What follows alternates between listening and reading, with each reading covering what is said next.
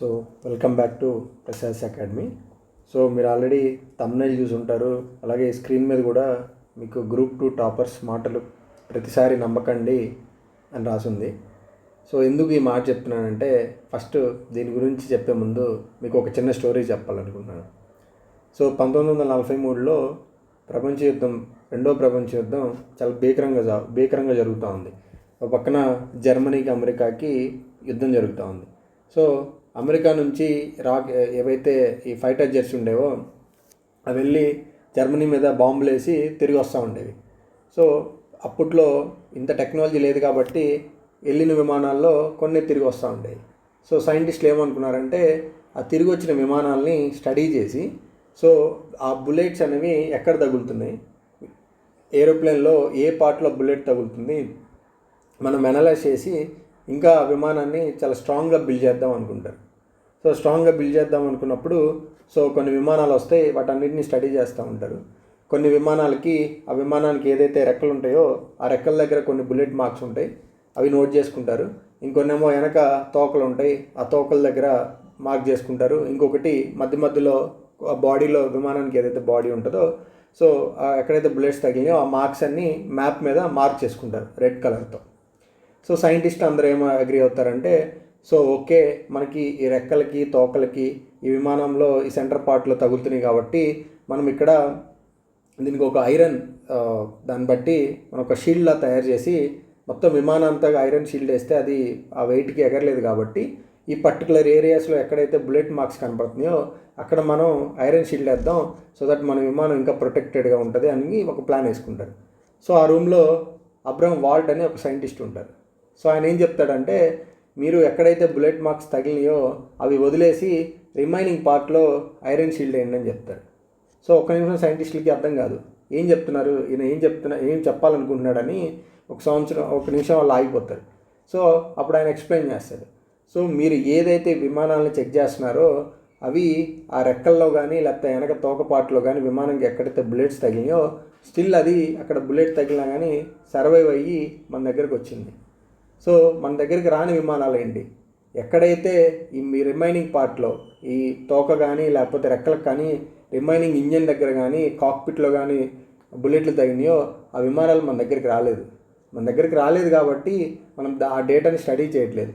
So ఏవైతే విమానాలు మన దగ్గరికి వచ్చినాయో ఆ విమానాలు డేటా స్టడీ చేసి ఇలా చేయాలి అలా చేయాలని మనం అనుకుంటున్నాం. కానీ మనం స్టడీ చేయాల్సింది ఏంటి, రాని విమానాలు.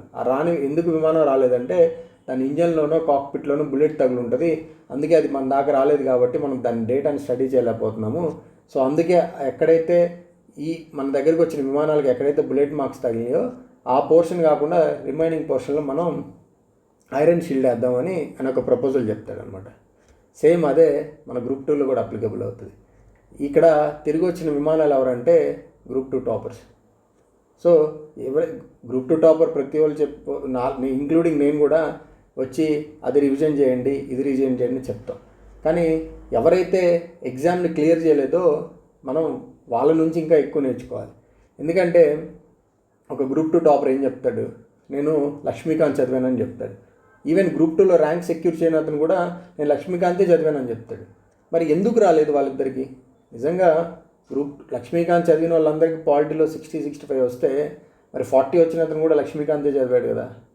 సో ఈ సంవత్సరం ఎవరైతే గ్రూప్ 2 ప్రిపేర్ అవుతున్నారో వాళ్ళు చూసి నేర్చుకోవాల్సింది 10% టాపర్స్ అయితే 90% ఆ రాని విమానాలు.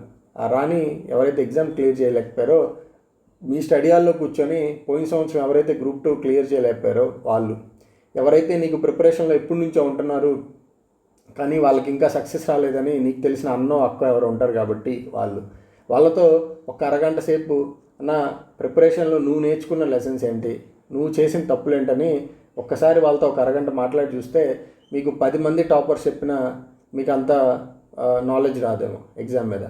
సో ఇంకొకటి, మన ప్రపంచంలో విమానం అనేది one of the safest journey.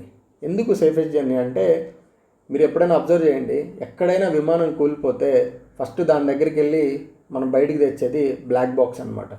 అది సముద్రంలో కూలిపోనండి, కొండల్లో కూలిపోనండి, లేకపోతే అడవుల్లో కూలిపోనండి, ఎక్కడికైనా వెళ్ళి దాంట్లో బ్లాక్ బాక్స్ తీసుకొస్తారు.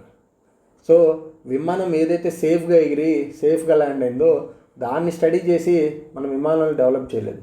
ఏదైతే విమానం కూలిపోయిందో దాంట్లో ఉన్న బ్లాక్ బాక్స్ తీసి అందులో ఏం జరిగింది, కూలిపోయే ముందు ఏం మిస్టేక్స్ జరుగుంటాయని ఆ బ్లాక్ బాక్స్లో జరిగిన కన్వర్జేషన్స్, ఆ డేటాని అనలైజ్ చేసి నెక్స్ట్ టైం ఇలాంటి తప్పు జరగకుండా మనం ఏరోప్లేన్ని ఇంకొంచెం బాగా రెడీ చేయాలని చేసినవే. సో ఇక్కడ కూడా మనం ఎవరైతే లాస్ట్ టైం ఎగ్జామ్లో క్వాలిఫై కాలేకపోయారో లేకపోతే దగ్గరకు వచ్చిపోయారో వాళ్ళందరూ కూలిపోయిన విమానాలే. సో ఇది నెగిటివ్ టర్మ్లో చెప్పట్లేదు. వాళ్ళందరి దగ్గర కూడా ఒక బ్లాక్ బాక్స్ ఉంటుంది. ఫర్ ఎగ్జాంపుల్ వాళ్ళు ఎగ్జామ్లో ఆ క్వశ్చన్ పేపర్ అటెంప్ట్ చేసిన ఓఎంఆర్ షీట్ కానీ, లేకపోతే వాళ్ళు రాసుకున్న షార్ట్ నోట్స్ కానీ, లేకపోతే వాళ్ళు రాసిన టెస్ట్ సిరీస్లు కానీ, ఇవన్నీ వాళ్ళకి ఒక బ్లాక్ బాక్స్ లాంటిది. చాలామంది ఏం చేస్తారంటే ఆ ఎగ్జామ్లో ఫెయిల్ అయినప్పుడు ఇంకా ఆ క్వశ్చన్ పేపరే చూడకూడదు, ఆ ఓఎంఆర్ షీట్లే చూడకూడదు, అసలు ఆ నోట్సే మనం కాదు, మళ్ళీ కొత్తగా స్టార్ట్ చేద్దాం అనుకుంటారు. మళ్ళీ కొత్తగా స్టార్ట్ చేసి పోయినసారి ఎక్కడైతే క్రాష్ అయ్యామో మళ్ళీ అక్కడే క్రాష్ అవుతాం.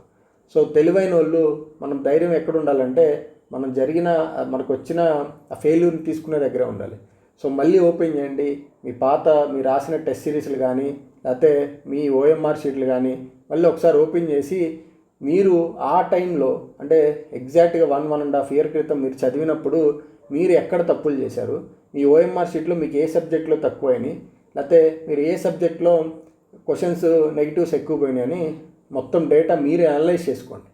వన్స్ మీరు డేటా అనలైజ్ చేసుకున్న తర్వాత నెక్స్ట్ టైము అది జరగకుండా మళ్ళీ రికవరీ చేసుకోవచ్చు. సో ఇక్కడ నేను చెప్పేది ఏంటంటే ఫెయిల్ అయినంత మాత్రం మీద వాళ్ళ దగ్గర చాలా నేర్చుకోవాల్సింది లేదని కాదు.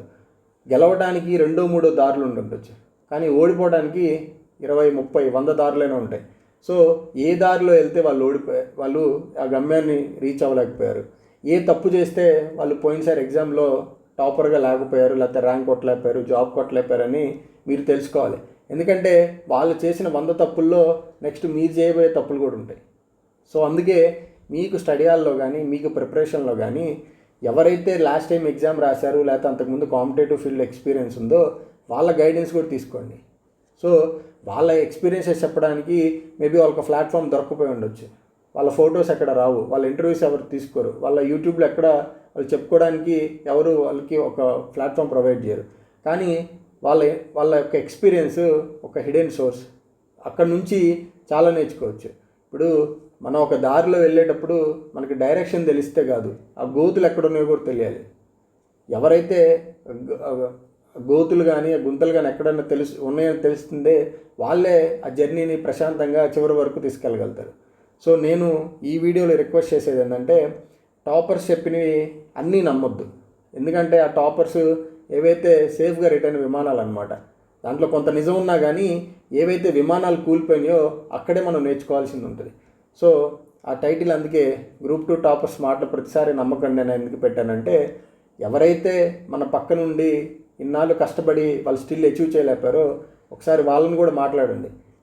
మీకు ఎందుకు పోయినసారి మీరు మంచి మార్క్స్ రాలేదని మీరు అనుకుంటున్నారు, నీకు తెలిసి నువ్వేం తప్పు చేసావన్నా లేకపోతే నీకు తెలిసి నువ్వేం తప్పు చేసావు, ఇంకొకసారి వస్తే పోయినసారి జరిగిన తప్పుల్లో నువ్వు ఏది రిపీట్ చేయవు, నువ్వు రివిజన్ సరిగా చేయలేదా, లేకపోతే నువ్వు సెలెక్ట్ చేసుకున్న బుక్స్ సరిగా చేయలేదా, లేకపోతే నీ కాన్సెప్ట్ క్లారిటీ లేక ఏమన్నా మార్క్స్ పోయాయా, నన్నైతే ఏం చేయమంటావు, ఏం తప్పులు ఈ ప్రిపరేషన్ జర్నీలో నువ్వేం తప్పులు నేర్చుకున్నావు అని ఒకసారి వాళ్ళతో కూర్చొని మాట్లాడండి.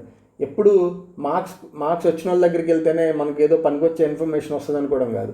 ఎవరైతే మార్క్స్ రాలేకపోయారో వాళ్ళు నెక్స్ట్ ఇయర్ టాపర్స్ అయి ఉండొచ్చు. సో అప్పుడు వెళ్ళి కనుక్కుందాం అనుకున్నా మీకు యూజ్ ఉండదు. సో వాళ్ళ ఫెయిల్యూర్స్ నుంచి ఖచ్చితంగా వాళ్ళు కూడా లెసన్స్ ఏవో నేర్చుకొని ఉంటారు. ఈరోజు మీకు యూట్యూబ్లో కనిపించే టాపర్స్ అందరూ గ్రూప్ 2 కానీ గ్రూప్ 1 కానీ యూపీఎస్సీ కానీ వాళ్ళేం ఫస్ట్ అటెంప్ట్లో కాదు, వాళ్ళు కూడా ఫెయిల్యూర్స్ చూశారు.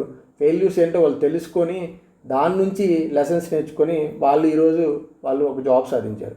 సో ఎప్పుడు టాపర్స్ ఏం చెప్తారు లేకపోతే టాపర్స్ చెప్పిందే చేద్దామని కాకుండా ఎవరైతే ఫెయిల్యూర్స్ చూశారో వాళ్ళు మళ్ళీ బౌన్స్ బ్యాక్ అయ్యే జర్నీలో ఉన్నప్పుడు మీరు వాళ్ళ దగ్గర నుంచి చాలా నేర్చుకోవచ్చు. సో అందుకే ఎప్పుడు ఆ తిరిగి వచ్చిన విమానాలు కాకుండా ఆ కూలిపోయిన విమానాల్లో కూడా జరిగింది తెలుసుకుంటే మనం కూడా బెటర్గా మన గమ్యాన్ని చేరుకోవచ్చని ఈ వీడియో చేయాలనిపించి చేస్తున్నాను. సో థ్యాంక్ యూ అనండి.